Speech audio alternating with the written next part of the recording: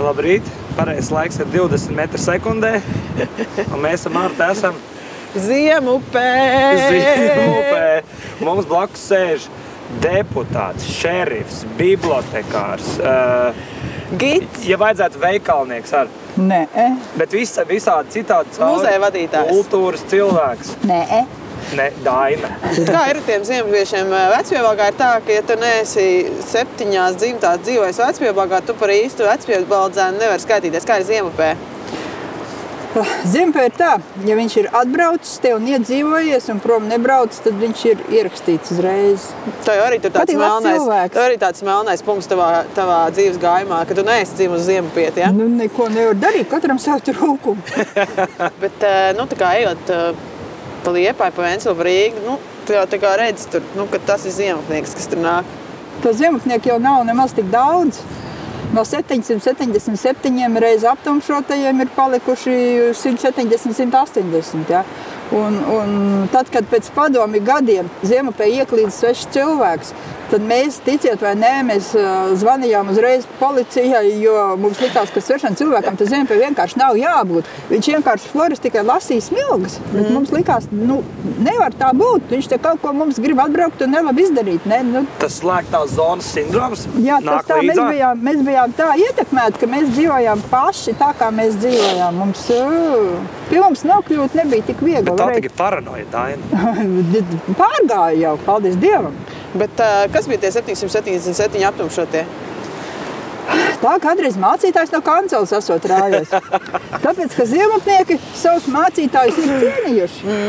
Bet lieli baznīcā gājēji viņi nav, un ar to dievu ticēšanu arī kā ir, tā ir. Tā, ziemupniekiem ar mācītāju savas attiecības. Kāda ir atšķirība, teiksim, tam laikam, kad te ar grābekli šķūrēja liedag un skatījās, ka te nevar svešas kaķis nostaigāt, un tagad kā var darīt visu, kas ienāk prātā? Pamēģiniet tik darīt visu, kas ienāk prātā. Mūsu policists jūs tūlīt noštrāfēs. Nevar tā darīt. Teldicāt nevar, kur nevar, ugunskura dedzināt nevar. Bet tā patiesībā tā ir vienkārši neaprakstām brīvība. Ja mēs varējām uz jūru nākt tikai noteiktos pulksteņos, no tikiem līdz tikiem un tādā intervālā, kāds bija iezīmēts, ja?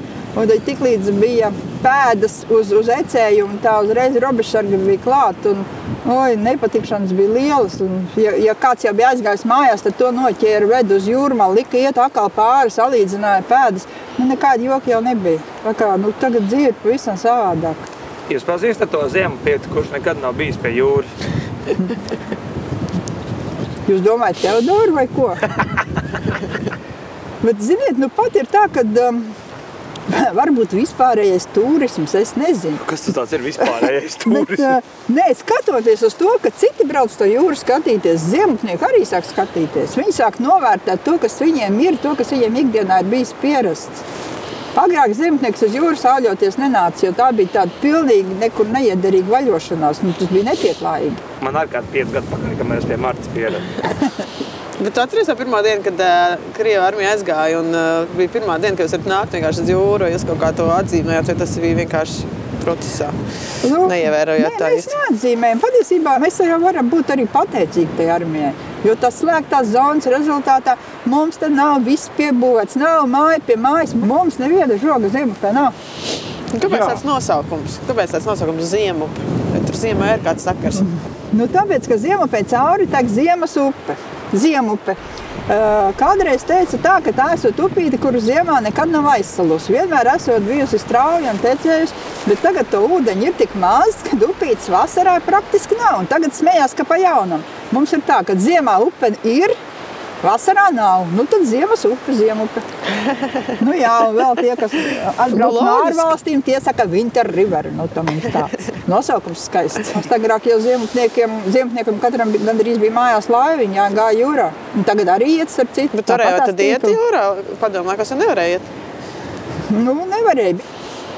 Bija tā, kad iegāja jūrā laiva ar vienu zvejnieku, ar 2 zvejniekiem un 1 robežsargu. Tagadījās tā, ka tajā dienā bija ļoti, ļoti daudz zivju. Pēc taisnības viņiem vajadzēja tīklu nogriezt un atstāt zivs ar visu tīklu jūrā, jo laiva jau bija pilna. Bet tajos laikos nebija tā ķīniešu tīklu nopērkama, kurā katrā veiklā viņi tā laivu pievilka pilnu.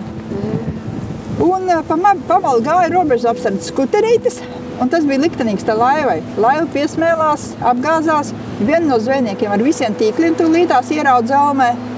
Viens zvejnieks uzrāpās uz laivas dibena, un tas robežsargs teica, nu, es vēl esmu jauns, es mēģināšu izpeldēt. Un tas bija kādu kilometru apmēram no krasta. Nu, tad to, kurš mēģināja izpeldēt, to atrada pēc 2 nedēļām pie Pāvils Smola izskalot. To, kas uzrāpās uz laivas dibena, to nocēla tas pats kuterīts, kas brauca apakaļ. Bet to, ko ieraut tīklos, to neatrada nekad. Un tad no tās reizes jūrā aizliedz iet vispār, pilnīgi un galīgi. Un pēc tam arī visas zvejnieku laivas pie karaspēka daļas savāc vienā lielā pļavā. Un vēl tās laivas jau kreņķēja tos zemniekus, tos ziemapniekus. Un tad arī ņēma tās laivas vienā dienā sadedzināja. Laivas bija darbotas, izkaltuši, dega dikti un izdega liela pelnu palēku pļavu. Un tad tajā pļavā tos pelnos putni iepēra kadiķus vienkārši, iekašāja, jo tā, sēkliņas. Un tad tajā vietā mums izauga skaista kadiķa audze, kur 2 hektāros vairāk ir 536 kadiķi, tāds saudabīgs piemineklis ziemapžēnieku sadedzinātajām laivām. Un tad tā bija viens variants, viens dzeļisks cilvēks atbrauc no Madonas arī, kā turists, viņš teica, pie šī kadiķa vajadzētu likt tur Vitrupa laiva, pie šī Limberga laiva, pie šī Baļu laiva, tā.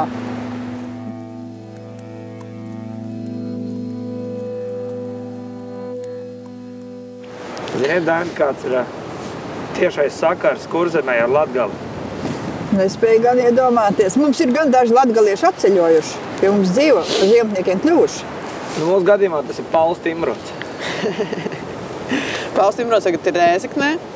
Skatās, kas tur notiek. Viņš kritizē visu, ko viņš savā ceļā sastop. Viņš vērtē un dod savu atzīmi visām lietām, ko viens cilvēks iebraucot Rēzeknē var izbaudīt. Bet viņš ir izmetis laso loku caur Gaiziņu kalnu.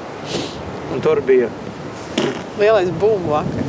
Tad es saprotu, jūs tā kā desants tagad tiek pa visu Latviju izsēģināt? Jā. Skaidrs, mums te vienreiz bija šitas te gaisa balons ar grozu.